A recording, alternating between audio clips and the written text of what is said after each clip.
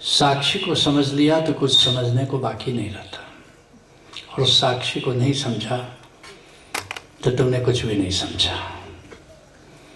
साक्षी कृष्ण के गीता का सार है, अष्टावक्र के महागीता का सार है साक्षी, सारे वेदांत का सार है साक्षी।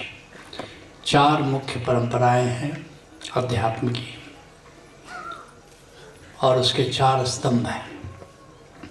अद्भुत बात है, किसी ने ओशो से पूछा, सुमित्रानंद पंत ने, कि भारत के 10 महापुरुषों के नाम बताएं जिसमें जिनका योगदान बहुत ही महान है। 10 लोगों का नाम ओशो ने गिनाया, राम, कृष्ण, बुद्ध, महावीर, रामकृष्ण परमहंस, कृष्णमूर्ति, कबीर, गोरख, 10। सुमित्रानंद ने पूछा 9 बताइए, तो एक को छांट दिया। उनका 8 बताइए, केवल 8 और छांट दिया। 7, 6, 5,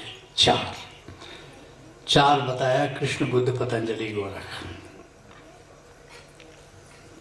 तो कहा सुमित्रानंद पंत ने 3 बताइए।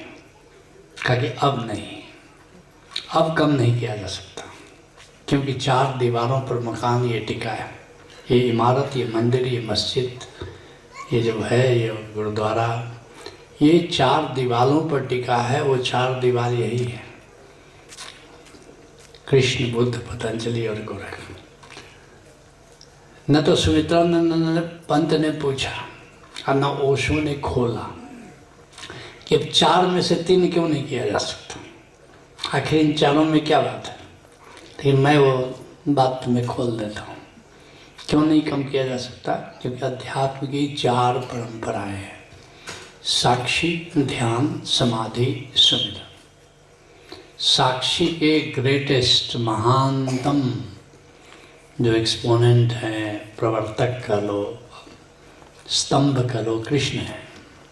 बुद्ध ध्यान के स्तंभ हैं, उसमें महावीर वगैरह सब आ जाते हैं। गोरख सुमिरन के स्तंभ है, पतंजलि समाधि के स्तंभ है। तो एक मुख्य स्तंभ है कृष्ण का।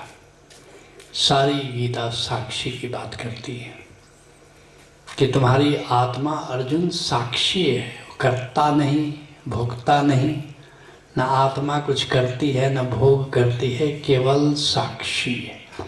जो करती है हमारी चेतना करती है, लेकिन जो चैतन्य आत्मा है वो साक्षी है।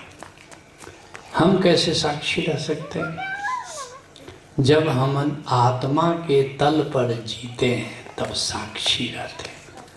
अर्थात ये याद रखते हुए कि मैं आत्मा हूँ, तब जब कर्म करते हो तो तुम साक्षी हो। अगर ये तुम भूल गए कि मैं आत्मा हूँ तो तुम बेहोश हो। जिसको ये पता नहीं कि मैं आत्मा हूँ वो सो रहा है, वो जाग नहीं रहा है। जिसको पता है कि मैं आत्मा हूँ, ये भी काफ़ी नहीं, पता है कि मैं आत्मा हूँ और आत्मा का स्मरण करते हुए जी रहा है। ऐसा नहीं कि एक बार जान लिया कि मैं आत्मा हूँ। मैं आत्मा हूँ यह स्मरण करते हुए जो जी रहा है वो साक्षी में जी रहा है। मैं रूह हूँ, मैं शरीर नहीं हूँ। अष्टावक्र जनक से कहते हैं, देह मेरी नहीं, देह हूँ मैं नहीं, हे जनक जिसने जाना है योगी वही। देह से तोड़ो तादात्म्य और देख लो तुम अभी से सुखी शांत हो, मुक्त हो। मैं देह नहीं, देह मेरी नहीं है, मैं आत्मा हूँ। अगर इसको तुमने जान लिया, और ऐसा कोई नहीं है जो आत्मा नहीं है जिसके पास, भीखा भूखा कोई नहीं, सबकी गठड़ी लाल, सबकी गठड़ी में लाल छिपा है। गिरह खोल नहीं जानते ताते भय कंगाल। ऐसा गिरह मन का बंधा हुआ है कि तुम खोल ही नहीं पाते। गुरु क्या करता है?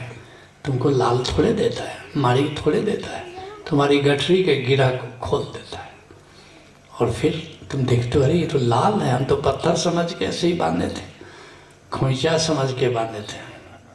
खोइचा समझ तो यहाँ महिलाएं जब विदा होती हैं तो कोई चावल वावल पैसे वैसे रुपये डाल के गिरा बांध लेती हैं। अब ससुराल में चली जाए और फिर वो गिरा ही नहीं खोले तो खोइचा में कितना रुपया आए क्या है कुछ पता चलेगा। ऐसे ही हम भी आ गए हैं यहाँ और खोइचा को खोल ही नहीं जानते। उस खोइचा में चावल नहीं है, उसमें लाल है, माणिक है, और वह लाल क्या है? आत्मा है। गिरह खोल नहीं जानते ताते भाई कंगाल। लेकिन अगर जान लिया अपनी आत्मा को तो तुम दुखी नहीं हो सकते। बस हो गया, दुख का अंत हो गया, क्योंकि आत्मा को कभी दुख होता ही नहीं। तो ये जान लेना कि मैं आत्मा हूँ, मैं रूह हूँ, और रूह की तरह जीना, यही साक्षी है। मामला आसान नहीं है। अष्टावक्र से पूछते हैं जनक की योगी कौन है? अष्टावक्र कहते तातो योगी वही जो सदा साक्षी है। ऐसा नहीं कि कुछ देर आत्मवान होकर के आत्मा की तरह जिया और बाकी बेहोशी में जिए। अधिकतर लोग बेहोशी में जीते हैं। संत तो कहते हैं, दरिया साहब बिहार के, कहते हैं कि बेहोशी नहीं, मुर्दा, सब जगत मुर्दा, हमने तो देखा ही नहीं। कहते हैं कि अवधू ये मुर्दों का गांव, यहाँ जीवित न देखिया कोई रे लो। कहते मैंने आज तक कोई जीवित व्यक्ति देखा ही नहीं, हम तो मुर्दों को देखे। एक फकीर था, वो एक जगह बैठा रहता था, दोराहा था, एक गांव को जाता था, एक श्मशान को जाता था। तो जो गांव का रास्ता पूछता था, श्मशान का रास्ता बता देता था, इधर गाँव जाओ। और जो श्मशान का रास्ता पूछता था उसको गांव की जोर इशारा करता था। लोग भटक जाते थे, फिर आते थे, आप कैसे फकीर हो, गलत रास्ता बताते हो। वो कहता है कि मैं गलत कहा, मैं तो सही रास्ता बताता हूँ। क्योंकि जो श्मशान तरफ गया वो बस गया सदा के लिए। बस्ती उसी को कहते हैं जहाँ लोग बस गए, किसी को लौटते नहीं देखा। और गांव तरफ तो आते जाते देखा। कैसी बस्ती है? श्मशान है। अवधू यह मुर्दे का गांव, यहाँ जीवित न देखिए कोई। राजस्थान में भी एक दरिया साहब है, कहते दरिया सोता सकल जग, जागत नाही कोय। सारा मनुष्य बेहोशी में, मूर्छा में सो रहा है, कोई जागता ही नहीं। जागे में फिर जागना, जागत कहिए सोए। जो जागे में जागा हुआ है, कौन जागा हुआ है? जो अपनी आत्मा के प्रति जागा हुआ है, जो मैं आत्मा हूँ। जो आत्मवान है वो जागा, वही साक्षी। साक्षी का मतलब हुआ कि तुम जग गए, अब सोए सोए जिंदगी को नहीं जी रहे हो। तो साक्षी को समझ लो तो समझने को कुछ बाकी नहीं रहता।